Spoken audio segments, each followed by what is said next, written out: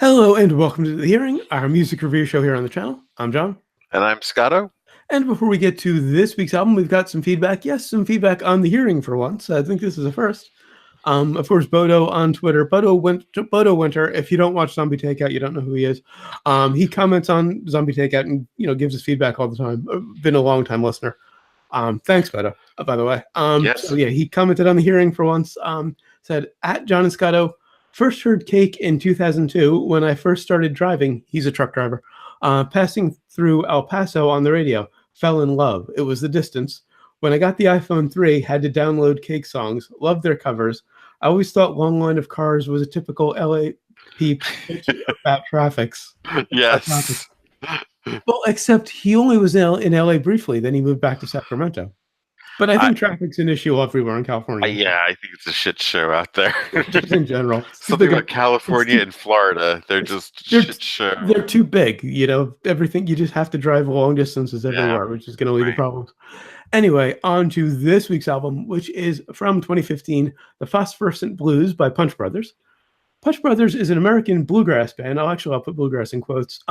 Whose style has been described as bluegrass instrumentation and spontaneity in the structures of modern classical, as well as American country classical chamber music. Mandolinist Chris Thiele formed the band in 2006 to record the album How to Grow a Woman from the Ground. And in an interview with the Nashville City Paper, Thiele described the formation of the band, quote, "We got together one night to drop a ton of money, drink too much wine, eat steaks, and commiserate about our failed relationships. We had gotten to play together a few days before, and we had said that we needed to do something musical together. With our hearts smashed to pieces, it became more urgent. Our lives had gone the same way for so long. I knew I wanted to have a band with Gabe Witcher, the violinist, but I didn't know if it would be a rock ensemble, an ambitious acoustic classical thing, or a bluegrass group. We played, and there was a serious instantaneous connection. Then I knew I wanted to put together a bluegrass band, but one with a lot of range, but aesthetically a bluegrass band. The band's name comes from the critical line of an earworm jingle that is the centerpiece of Mark Twain's short story, A Literary Nightmare. A bluegrass band getting their name from a long Mark Twain story. I think that says a lot. The chorus of the jingle consists of the two lines, Punch Brothers, punch with care, punch in the presence of the passenger, that are said to be the mantra of railroad conductors. The Phosphorescent Blues is Punch Brothers' fourth studio album. It was released on January 27th, 2015 on None Such Records, produced by T-Bone Burnett. Yes, T-Bone Burnett, the T-Bone Burnett. Produced Bob Dylan and many others. None Such is another Mark Twain reference, too. Oh, it is? Okay. Royal None Such. I was wondering about that because I had heard of the label, and also XTC has an album called None Such. The Duke in Huck Finn, I think. Okay. I know obviously everybody's read Huck Finn, but I love Twain. I'm kind of ashamed I didn't read that. Anyway, produced by T-Bone Burnett and features Chris Thiele on lead vocals, bouzouki, which is a Greek/Turkish instrument similar to a mandolin, or mandola, but bigger. Yeah. Also mandola, which is just a big mandolin, and mandolin. Noam Pikelny on banjo. Chris Eldridge on acoustic guitar, and that's Eldridge with a DG, not Eldritch. As far as I know, he's not an Asian one. Paul, okay. Had to throw that joke in. Paul Cowart on bass, Gabe Butcher on fiddle, with additional musicians, Jay Bellarose, on drums, and T-Bone Burnett on electric guitar on I Blew It Off, Magnet, and Little Lights. Now on to the tracks. Just a reminder, I don't edit any songs into our reviews for copyright reasons, but down in the description, you'll find links to the Phosphorescent Blues on Spotify and YouTube. Now on to track 1, Familiarity. This is a 10-minute song. Yeah. It is prog bluegrass. Right. I knew I would like this song like 75 seconds into it. Not when you thought 10 minutes? No, well, because, at first it was kind of like 10 minutes. What the fuck are they going to do for 10 minutes of bluegrass? But, the fact that it started at this, kind of like this, like more of a fleeting kind of pace. This really fast mandolin part that I love, and just this soft vocal. And I'm like, oh, is this going to be like an Ed Sheeran kind of thing? And then all of a sudden at 75 seconds, it just... it crashes down. Well, first the band comes in kind of with these impressionistic just kind Yeah. of creeping bits. And then there are these really great echoey hits from the band. They just hit and kind of echo and bounce. And I don't think that was an effect. I think they actually played it that way live. Right. Because these guys are amazing musicians. And I just love the kind of hard panned, kind of reverb laden banjo on the right side.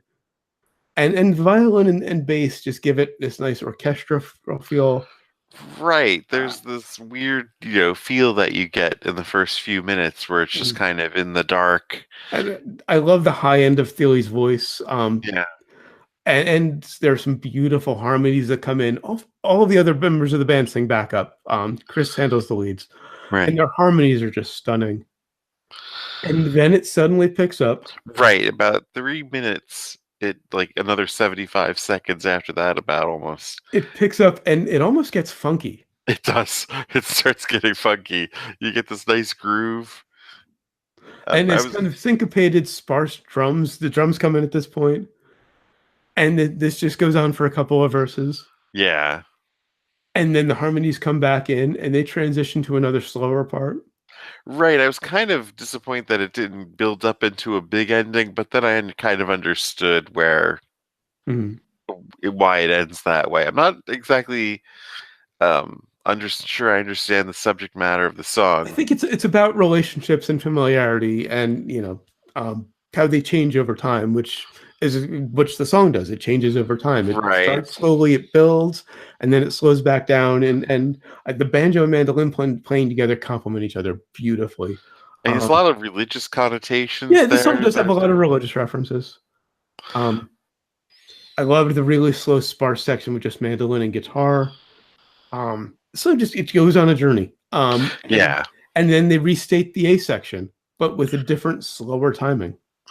And no drums. So I mean, I Well, kind of there's think, drums in the funky section. That's about it. were there? Yeah, there were definitely drums in that funky section.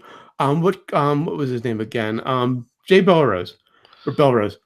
I love his playing on this album because it's almost orchestral. He doesn't play typical drum parts, except on a couple of pop songs. Everything else is just where they're needed.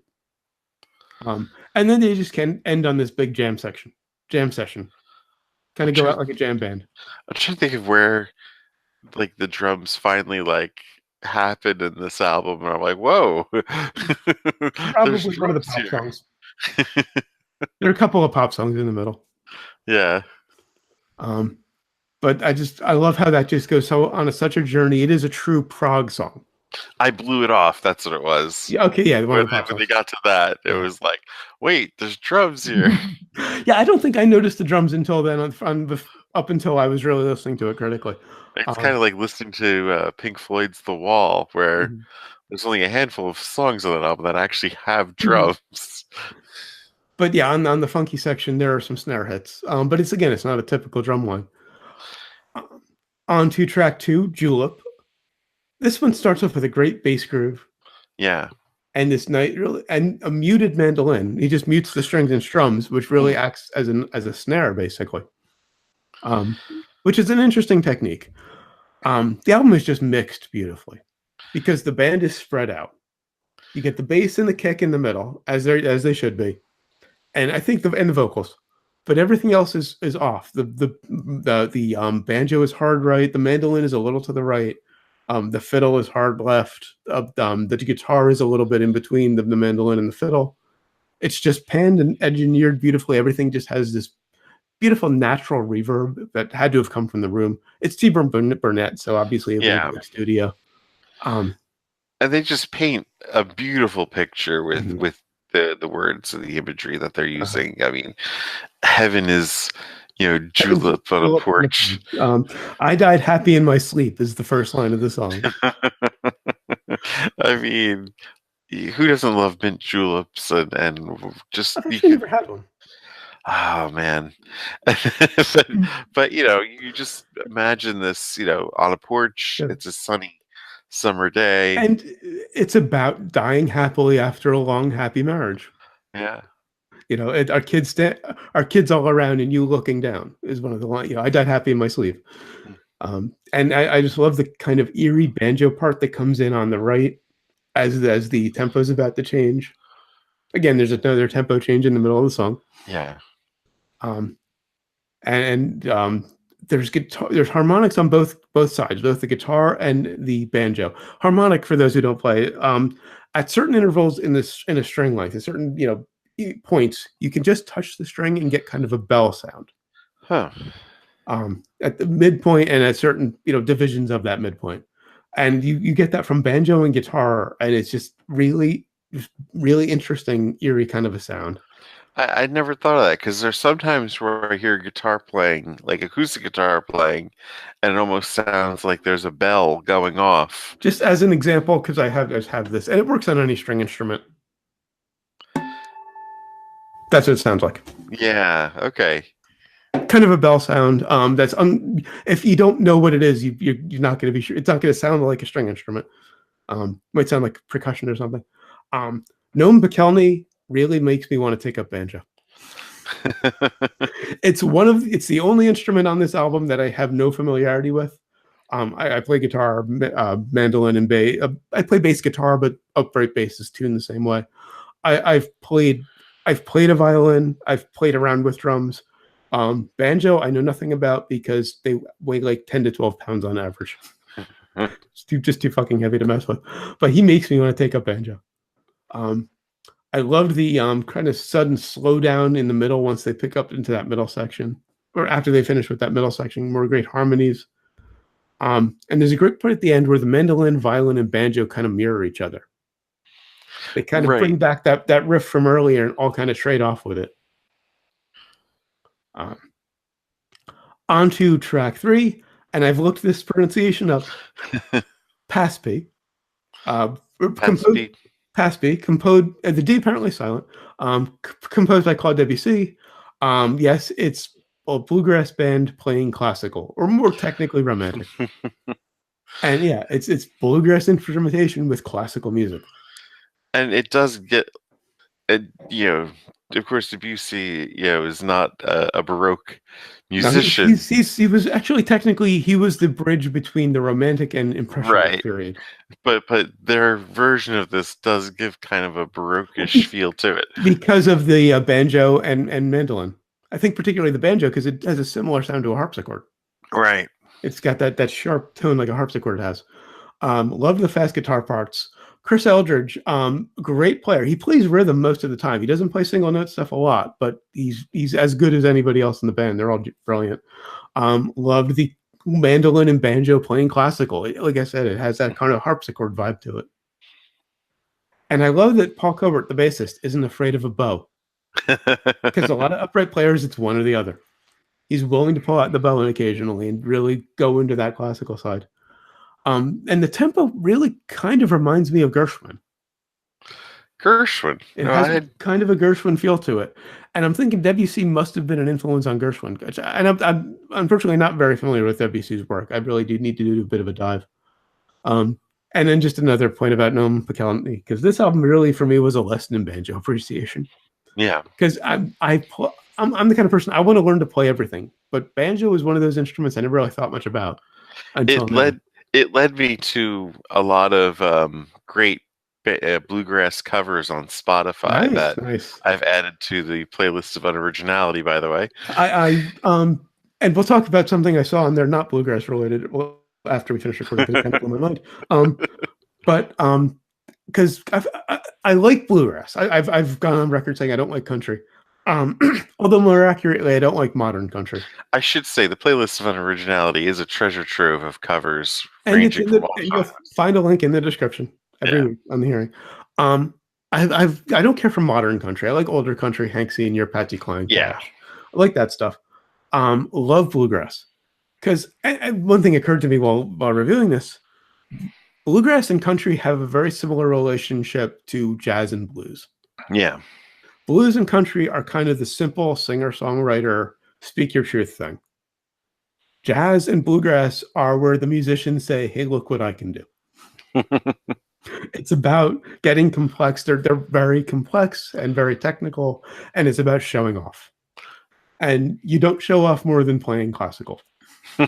So playing classical in a bluegrass context, this is where the band really, and when I first discovered them, really broke my brain.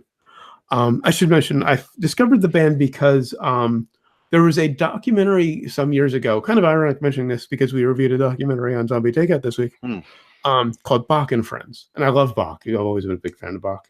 Found out about that because Jake Shimabukuro, who we reviewed earlier in the year, was part of that. There's a great clip of him playing a Bach piece on ukulele. Did a little searching for clips from that, and I found Chris Thile playing a Bach piece on mandolin. I had to look into Chris Thile, see what he had done before, see what he find his recordings. Found Punch Brothers. Also found that he was in Nickel Creek, who I'd kind of briefly heard about a few years earlier. So that's how I got to these guys. And was that an offshoot of Nickelback? No, it was a kind of an acoustic group. I don't know. Just kidding. So yeah, I liked one of their songs. Reasons Why. I'd known that for a couple of years, but yeah, I discovered Punch Brothers, looked them up on Spotify, and found this album. And Past Speed just broke my head because the first two, okay, it's interesting, it's a little something different, and then Bluegrass Classical. Now, of course, for something completely different, track 4, I Blew It Off. This is where they go pop. Right. I have like a single.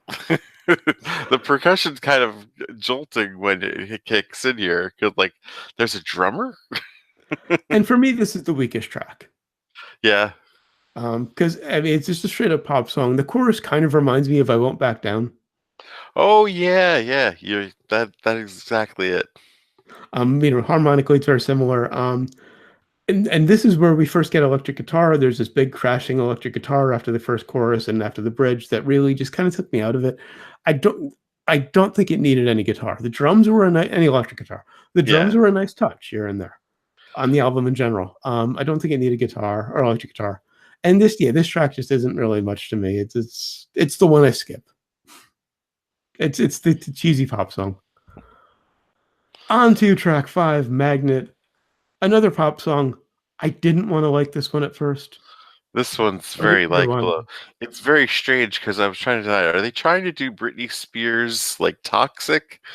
Or are they trying to do Moody Blues singer in a rock and roll band? And then I realized those are the same fucking song, aren't they? There isn't a difference between the two of them. Oh, wow. But this one grew on me just because it's got this great syncopated riff and these great slides on the violin and bass. They just slide down the neck and just very atonally in the verses. And I love the wordplay in the pre-chorus. Yeah, the wordplay is very nice. What's the center between two centers of attention? Is there a center between two centers of attention? There's only tension between two centers of attention. And it's basically he picks up a woman at a bar. He says, "I want to take you." He presses her against the wall, says, "I want to take you home." She takes him to the floor and says, "I want to take you home." It's basically what happens when two egos collide. Yeah. I think the electric guitar sticks out a bit on the chorus, but it works this time. Oh, yeah. It's this big riff in the chorus, and the electric guitar kind of works there. Love the kind of sporadic verse and bass in verse 2, and the deep vocal on "Think About It." And on the chorus, the line, the kind of callback line is "Think About It" after "I Want to Take You Home." And in verse 2, the entire band comes in on that vocally, and you've got some basses in there, which I thought was a nice touch. It's just a big, infectious pop song with a great riff. On to track 6, another kind of head scratcher. "My Oh My." Almost kind of R&B. Well, right. This should have an electric guitar in it, but it doesn't. They decided to play like what should be a rock piece. They're playing really, the banjo. It's kind of rock, kind of R&B. It's got this, big kind of almost a little gospel feel to it at times. It's just really hard to classify. I love how massive the bass and violin are at the beginning. Right. I think the guitar in there, they just sound huge. It's definitely one of my favorites off the album.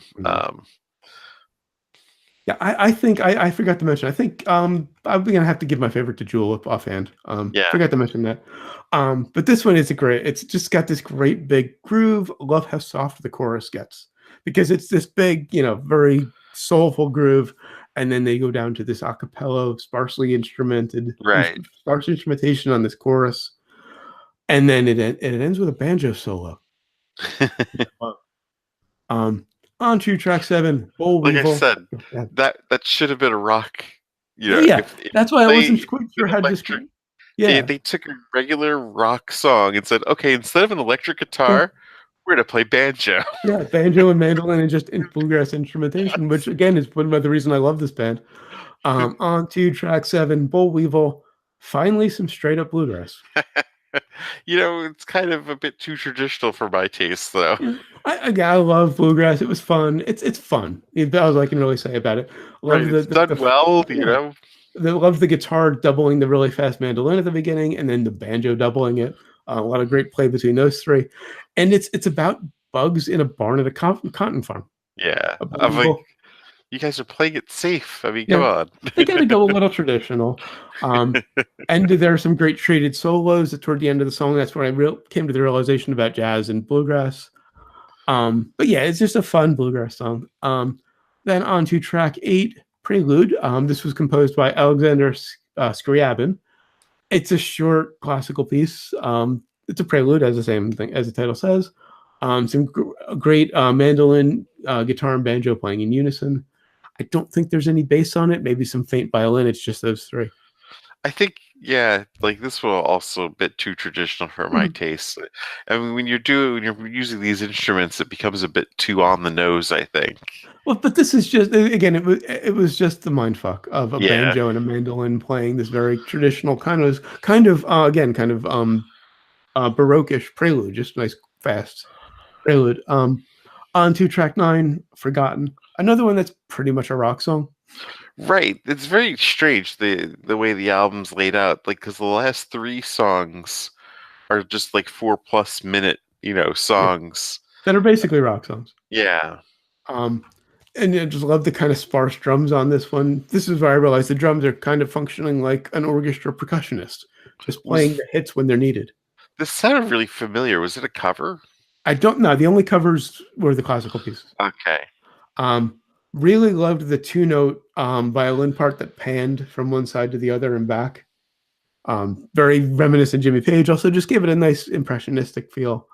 Um, and then that's it's not a lot to that song. Just a Nah, I straight up don't have a lot of my notes on rock it song. either. On to track 10, Between First and A. Great a cappella opening, just Chris Steely's voice alone. The guitar is playing percussion in this case with the mutes. And this one at this point I realized the banjo and mandolin have very kind of similar tones, Oh yeah. which I'd never noticed before. I mean, the middle section really kicks And in then we get to nicely. the middle section, which is the part we're talking about. It's 80s funk. Yes. Like the guitar part is straight up what a guitar player would play on an 80s funk record, just acoustic. And And it, it really builds to a nice climax, kind of what I was hoping for in the first track, mm, but this one delivers. So this one, yeah, this is another one of my favorites off it. Probably a definitely a contender. play that middle part with electric bass, electric guitar, and synths, and it would fit perfectly on an 80s record. It Yeah, just definitely. kind of blew my mind. And then it transitions into this beautiful impressionist part, and with these nice stops, and that the band just kind of stops and starts on. That was really nice. And then another banjo solo. Another shout out to Num Pakelny. He's become a hero of mine, and I never really noticed banjo. And finally, track 11, Little Lights. I'm trying to wrap my head around this one still. This one, I think this is another favorite of mine, just because it's so I weird. think so too. And it opens up with this nice slow lead mandolin. Right, I'm kind of like, this is an uneasy way to end an album, And kind it's of. just a nice sparse ballad. Going back to Cake, it's similar to that album where it ends on a very weird, kind of off-putting song. Kind of But it off-putting if you're not used to it. but it Um, does build to a nice oh yeah, crescendo in the end. I love the line. Look at us, we're glowing, tripping the dark, Dark fantastic. fantastic, yeah, one of my favorite lines. Singing the phosphorescent pinks and blues. Apparently there's electric guitar on it. I don't hear it. There's There's some a lot of this. there's some background distortion later in the track that might Oh have been. yeah, Um, love that it quotes "This Little Light of Mine" almost verbatim, but yeah, in a very kind of um, eerie and kind of perverse tone. right. Love the violin solo, and it just builds to this chaos and ends very quietly. And it's kind of the weird, this is really how where they become prog to me. Right. I originally was going to review their latest album, All Ashore, which is a great album. Recommend that one too. Obviously, no surprise, I'm going to recommend it. But that's really just a straightforward bluegrass album. I picked this one because it goes through all of these contortions and all of these different styles. So, I mean, I just said obviously I recommend it. I think out of all the stuff we've listened to that you've introduced over the year, this would definitely be the most exciting thing I've heard so because far. I've been trying to find music that breaks your brain, and I've still got some tricks up my sleeve. Yeah. But I thought Jake Shimabukuro would do it, but I kind of tipped my hand on that the week before and showed you some of his stuff. New York Gypsy All Stars kind of did it, but not quite as much as I'd hoped. Punch Brothers finally did it. Yeah, this is yeah. Because there's some the interesting thing about the show is there's a lot of crossover between our tastes, but there's some differences too. Right. And you're more modern. I'm tend to lean toward the more adventurous world music, jazz, Yeah. Out of the mainstream stuff in that sense. And a lot of the instrumental stuff because I'm the musician. And I've been trying to find stuff that is just indescribable. And Punch Brothers were up there, so I'm glad it finally broke your brain. Just wait for Alan Holdsworth. That coming up next year. Anyway, that's it for the Phosphorescent Blues. Until 3 weeks from now, we're taking next week off for Thanksgiving here in the U.S. And the following week, you've got a couple of things you're doing, so you're not going to be able to record. But on first week of December, we'll be back and reviewing Fox's self-titled debut album. That's PHOX. Actually, it's their only album, which is kind of sad. Until then, of course, always remember, never forget, wherever you go in life, there you are. There you are.